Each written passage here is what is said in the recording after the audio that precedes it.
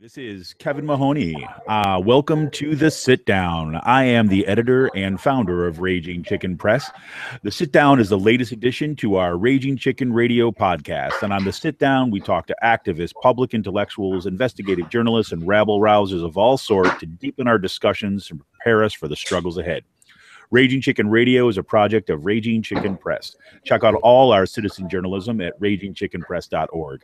You can subscribe to Raging Chicken Radio on Podbean, Stitcher, Google Play Music, and iTunes. Subscribing to Raging Chicken Radio is one of the easiest things you can do to help support this podcast and all the work that we do with Raging Chicken. If you want to help out a progressive activist media network for PA and beyond, you can become a member for as little as $2 a month. $2, folks. That's less than the cost of a beer or a cup of coffee. Go to the ragingchickenpress.org and click Become a Member under the Support and Membership tab. And if you're listening on Podbean, just click Become a Patron and you'll be on your way. Be sure to check out all the thank you gifts for each membership level while you're there. Today on The Sit Down, we'll be talking to Paul Ricci. Paul does some really cool blogging over at CSI Without Dead Bodies. What, you say? Yeah, that's right. CSI Without Dead Bodies. And here's how he explains it on his blog. Quote, "My occupation is a statistician. I tell people it's like CSI without dead bodies because examining a set of data that has been collected is like doing an autopsy on a deceased person in the sense that I'm trying to learn what I can from the information available. Except in this case, the information does not involve gross things. For me, the process can be humorous, scary, but always captivating. I hope you feel the same way too." Paul is a statistical consultant at Duquesne University and is the Statistical Outreach Director for Healthcare for All PA. Paul is a native of Johnstown, PA, and is doing great work organizing in an area of the state left behind by mainstream progressive politics. But as we've been saying on here on Raging Chicken Radio, areas like Johnstown, PA, and Cambria County, PA, are exactly where progressives should be organizing. Paul, thank you so much for taking the time, and welcome to Raging Chicken Radio as a sit down. Thank you. Nice to see you too. Yeah, it's great to see you. I've kind of been following your work for a while online, and it's great to actually see you face to face. So this CSI Without Dead Bodies, I mean, you know, what are you getting at here? Like, talk to us a little bit about this approach to this blog and why you're doing what you're doing. Okay. I mean, you know, my mother was a big fan of the show CSI, and she, you know, they always did a good job using inductive and deductive reasoning to start with, you know, this dead body and, you know, and then follow the logical steps to find the criminal, you know, and sometimes they made errors, sometimes they didn't. But, you know, I mean, I thought I'm just trying to decouple the investigative process, you know, from this fascination with morbid things like a dead body. So that's why, you know, I mean, I suppose I could have called it SVU, Law and Order SVU without the sex crimes. Well, you know, I really think that would basically be a dating show, but you know, the investigative part can still be fascinating without the gross part. Right. No, and I think that, I mean, that whole idea that looking at data to kind of tease out narratives, to try to tease out the stories about what's going on here, what happened is absolutely fascinating. So, you know, one of the things that I'm especially interested in following the work that you've been doing, because, you know, not only are you kind of tracking data on this kind of like larger level, but you're kind of getting down really at the local level, right? Especially in areas of PA. Like, and you know, when I said it in the intro about you being out in there, Cambria County and Johnstown, is like, you know, this is an area of the state that really, you know, I look back to John Fetterman's campaign, right, and said this is one of the areas of the state where that has been left behind, right? I mean, it's one of those forgotten cities of Pennsylvania, forgotten areas of Pennsylvania that was once a boom town, right? But now has decreased. So what's the you know, one of the things that I'm curious about is that what's it like doing, say, progressive work or doing this kind of stuff in a place like Cambria County and PA? Well, some people told me, said that seems like a strange place to organize for someone like Bernie Sanders. Mm-hmm. It's a very, they have this image of it as a very conservative blue collar town. And, I mean, Hillary Clinton did win 72% of the vote here in 2008. Mm-hmm. But I thought it would be a nice challenge. Let's just see what's out there. Go and talk to people. Yeah, and it's really people put advertising. Yeah. No, and I agree. And I think that, this is something that, I think people are hungry for some of this kind of message. So this is the kind of thing that a lot of people don't know. So if you look at a place like Cambria County, right, people, that, you've got that old cliched version of Pennsylvania where you've got Philadelphia on one side, Pittsburgh on the other side, and Alabama in the middle, right?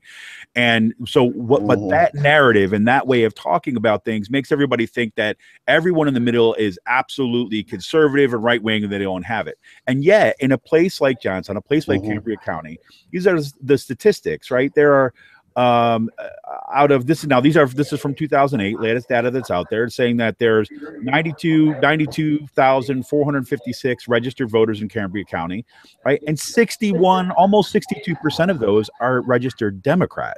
Right. This is not something that is kind of overwhelmingly Republican in terms of its registration. Right. And it's also been one of the most competitive counties, right, in the state. Right. I mean, that you find that, on the one hand, in the background, you saw that Al Gore received 50.3% of the vote, right, against George Bush. But then George Bush carried the vote the next time at a 50.8%. And you've seen these very close elections in the past. So it's like, these are the folks that you're looking at. And so, recently you wrote this piece that was looking at the PA primary and breaking down a little bit some of the numbers of the PA primary. And, you call this piece a divergent movements in PA primary in Cambria County for Bernie and Trump. And you, as you're saying, you did organizing for Bernie on the ground there, right? Actually doing the canvassing that's around.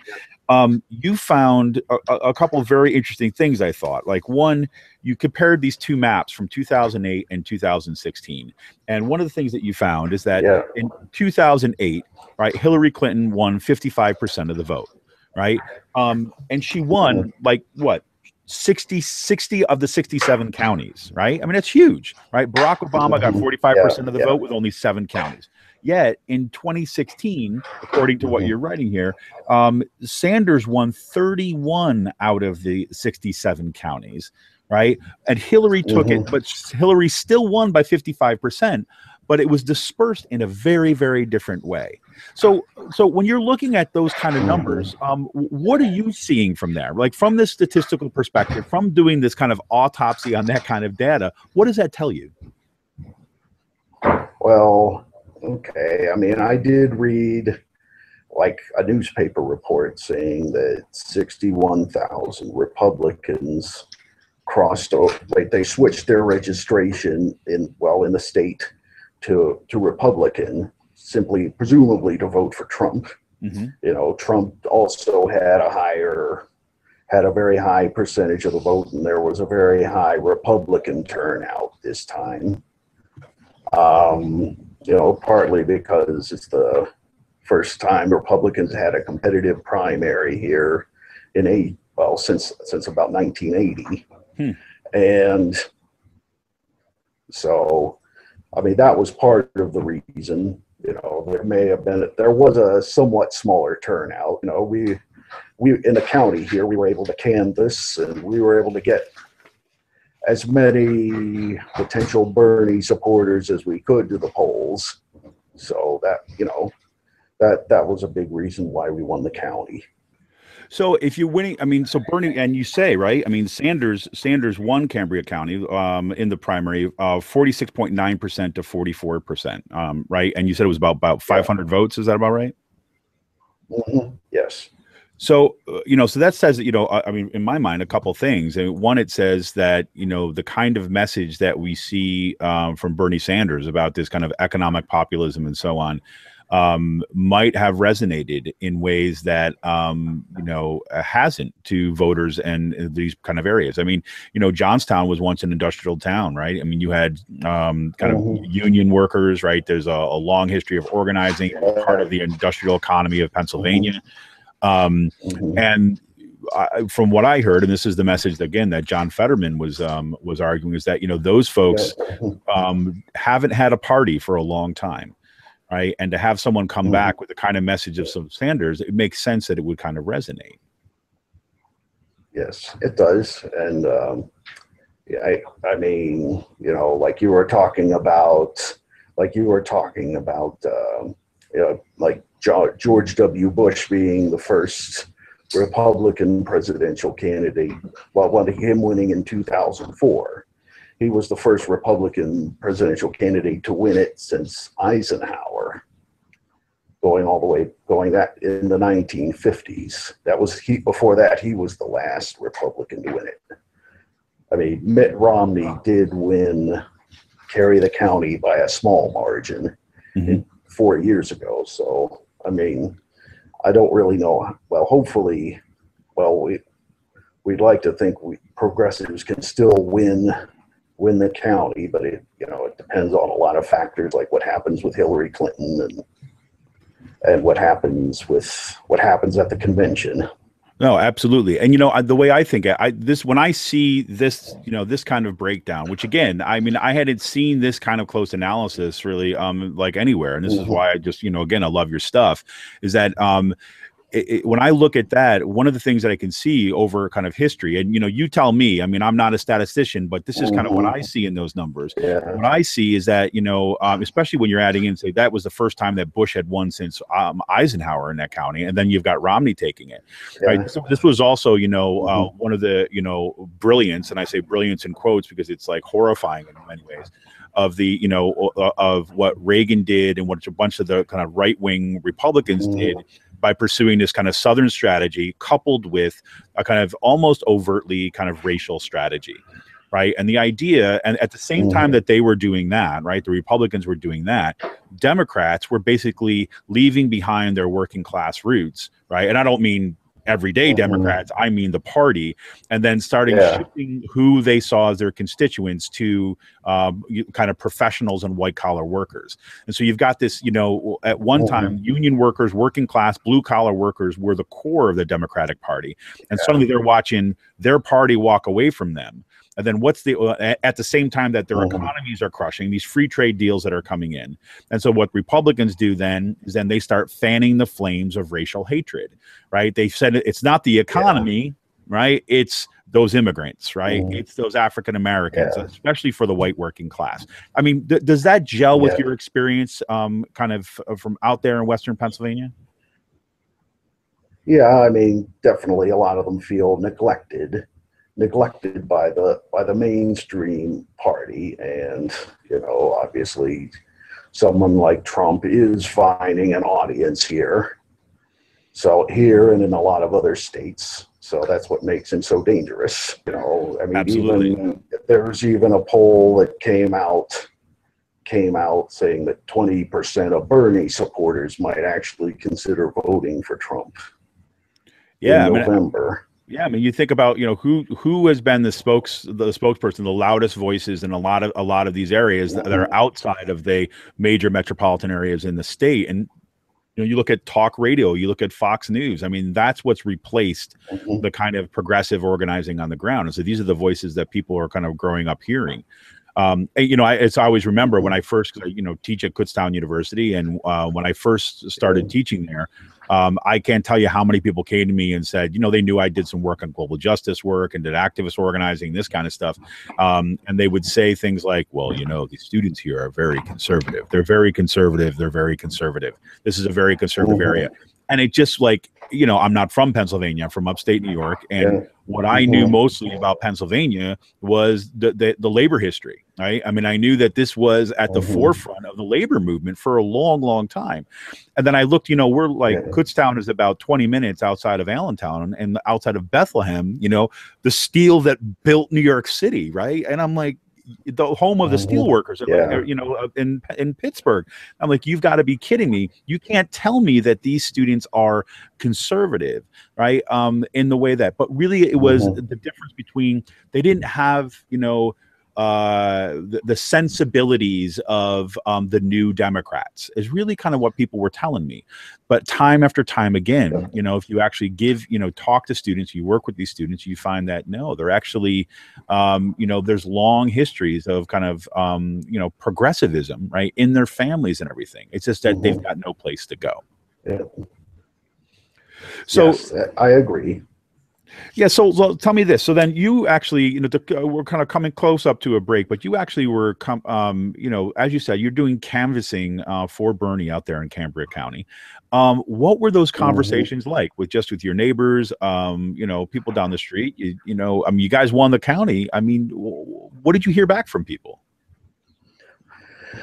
Well, generally a lot of positive feedback about Bernie, and we had a lot of, you know, basically, well, the campaign had given us packets, like they had identified likely supporters. So we went and canvassed amongst them, and you know, so we did find a lot of friendly voices, so which was very heartening to hear. We also went to, say, our local semi-pro hockey team, the Tomahawks. You know, we did some leafleting there at one of their playoff games, because that was like the biggest gathering of people before the primary. You know, there we ran into Trump people as well as progressives and Hillary people. So that was, you know, there we obviously, yes, we did get a lot of, I mean, we got a mix of the positive and the negative, but you know, for the most part, it was, you know, we felt like we were on the right track. That's awesome. That's awesome. So, okay, we're coming up to a break right now. And after the break, I'm going to ask Paul a little bit about some of the writing he's been doing about hate groups, and kind of seeing if we can kind of tease out some of what kind of influence that hate groups or intersections or correlations we find between hate groups and some of the voting patterns and behaviors that we may see in this year's election. This is Kevin Mahoney, Raging Chicken Radio's The Sit Down. We'll be right back after this. Welcome back to The Sit Down on Raging Chicken Radio. This is Kevin Mahoney. I'm the editor and founder of Raging Chicken Press. Sitting here and being joined once again with Paul Ricci. Paul Ricci blogs over at CSI Without Dead Bodies. That's right, Without Dead Bodies. So, Paul, I want to talk a little bit about some of the stuff that you've been doing on hate groups and some of this analysis. I mean, when I first approached you and we were first kind of talking about coming on, is that one of the things that was standing out was like, I thought really interesting about these your kind of study of the hate groups and how that is kind of correlating at least with some of the stuff in the election. And this recent piece that you wrote says more hate groups in states where Trump and Clinton win. Right. I think that's kind of interesting. And so instead of me pretending that I know what the numbers are, so talk to us a little bit about what you're looking at here, what you found, and what you think is some of the kind of significance or interesting aspects of this. Okay. Well, first, you know, like this started, say, 2 years ago, this methodology. Like I looked, you know, they come out with like 2 years ago, the Southern Poverty Law Center came out with this, you know, with this map and its list showing, say, California, Texas, Florida have the highest numbers of hate groups. I mean, they were just reporting the raw numbers. And I thought, okay, they do have more hate groups, but they also have more people than any other state. So fair enough, right? What would the numbers look like if you adjusted for population? So I did that, and you know, if you adjust for the population of each state plus the District of Columbia, you get a very different picture. So when you're adjusting for So population, what is so that means like, number of hate groups per so many people, that kind of thing? per well per million, Per million. I Okay. mean Hmm. per million individuals. So I just did that it could be expressed in terms of whole numbers instead of fractions. Hmm. Hmm. So like what surprised me most was the highest, well, the state, well, technically not a state, but the District of Columbia had by far the highest concentration of groups, Hmm. which was over like 26 million, well, no, 26 groups per million individuals. Yep. So, I Yeah, mean, I lived in DC and for the other 3 years, one, and I know that all those folks have their offices there, and they've got their little lobbying mhm, efforts and behind the scenes stuff right there. So it does skew the numbers a mhm, bit, I would suppose. recruiting, possibly, but, and well, I'm only looking at the numbers. I haven't Sure. looked at how they, I mean, some of them were church groups, and others were, I mean, I don't know how much recruiting they did in the community. I mean, it does include groups like the Nation of Islam Hmm. and like, uh, well, there was only like 4 black separatist groups, but I'm sure they have some membership there. Hmm. Um, So I mean, the other top states were the deep South, like Arkansas, Mississippi, the states where one would probably would expect there to be a high concentration, Well, there's been that and long, well, long history, Pennsylvania, right? Mhm. Yeah, go ahead. I'm sorry. In yeah, Pennsylvania? Pennsylvania was slightly ahead of the national rate. Like here, like I count for when I redid the numbers this year, looking at 2015 population estimates, like the national rate was like 2.7 groups per million Hmm. nationally, but it was like 3.1 groups per million here in Pennsylvania. Like 40 groups for 12 million individuals. Hmm. So Interesting. that was the count. That was the count. So I adjusted it, and then I thought, okay, with all the news coming out about Trump being endorsed by David Duke and other white supremacists, I thought, okay, let's see how do these results correlate with the primary results, and I found out indeed the states where Trump wins does have a higher concentration of hate groups.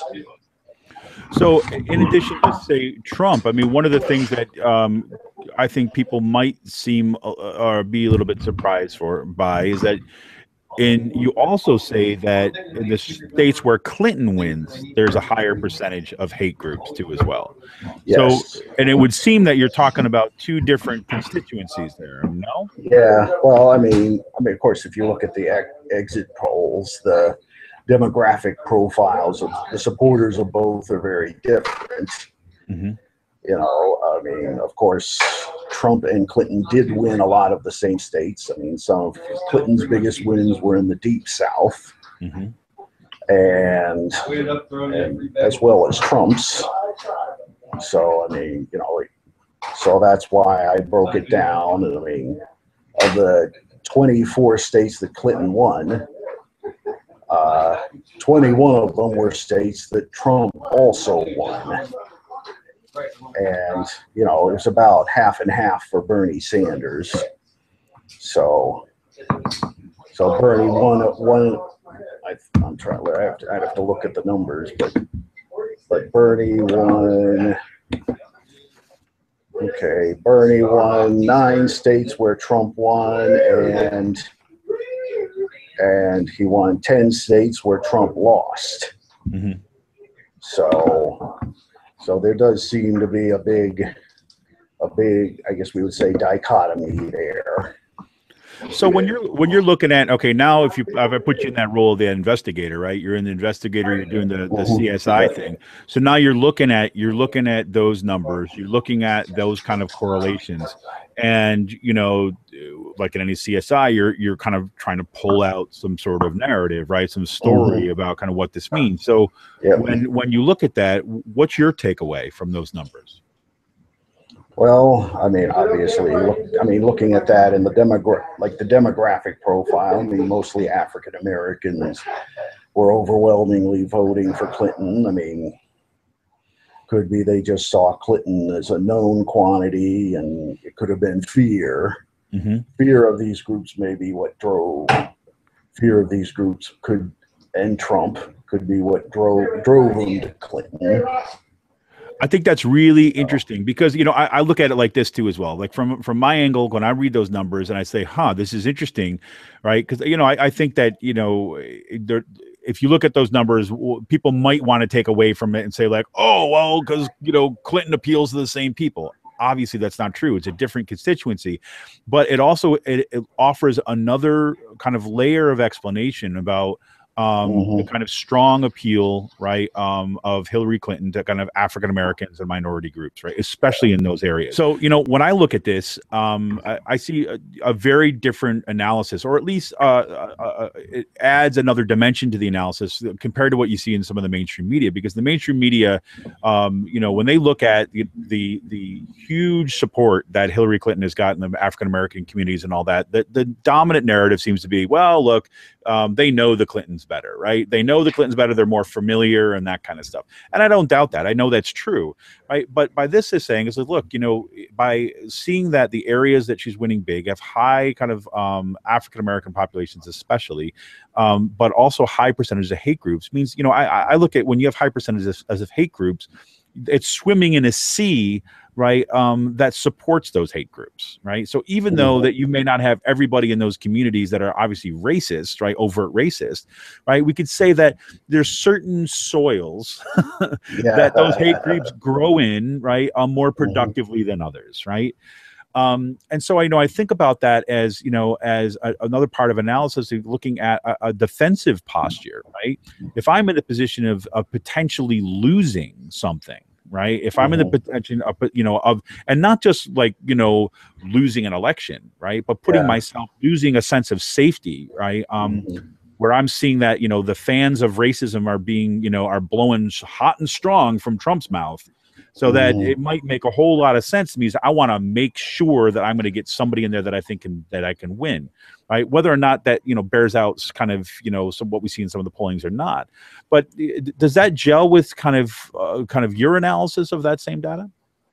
Yeah, it does. I mean, I had looked in the past.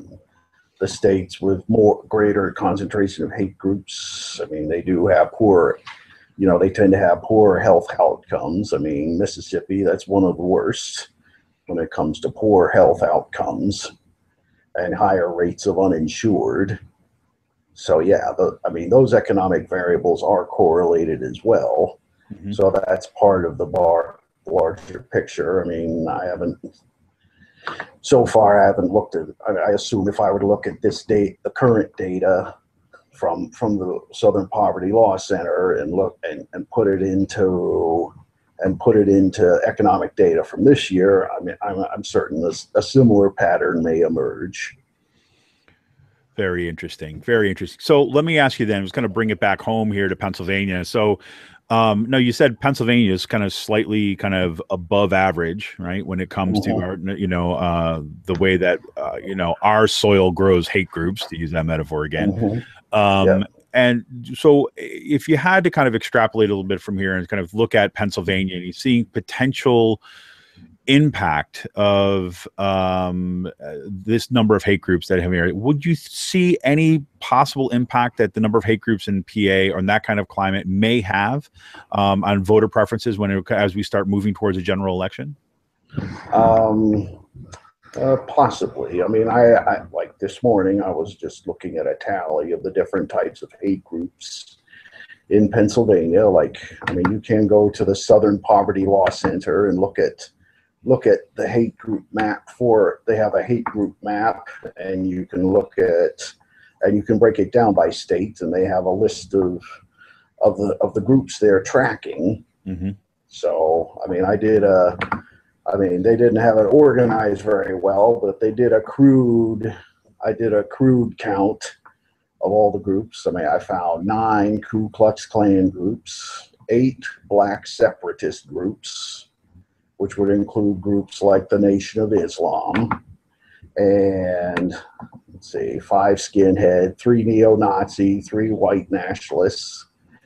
I only found 1 anti-LGBT group. I mean, depending on your point of view, I mean, other mainstream religions could also be considered a hate group, depending on your. So some of this is in the eye of the beholder. Sure, sure. I mean, there were only two anti-Muslim groups and 2 groups that considered general hate. So, I mean that. So yeah. I mean, it does give you a. And it shows you where these areas, where these groups are concentrated. I mean, naturally, they do tend to be concentrated around the population centers. Or, you know, 2 of them are concentrated around Pittsburgh. Some of them are concentrated around Pittsburgh and Philly, but some of them are in the northeast of the northeastern part of the state, say around Pittston, Pennsylvania, or Scranton. And, you know, like there's 2 groups in the northwestern part of the state around Oil City and Franklin. There are a couple around Harrisburg, what I call it Wormleysburg. There's a KKK group. And let's see, the other one, that's a skinhead group right in Harrisburg.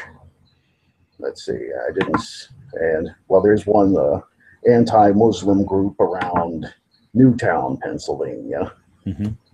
So yeah, that's a nice. They do have a nice interactive group, and you can. I mean, you can look at it and see where they are. Yeah, and we'll definitely get a link to that map at that interaction. I think of the Southern Poverty Law Center too, as well as all Paul's work.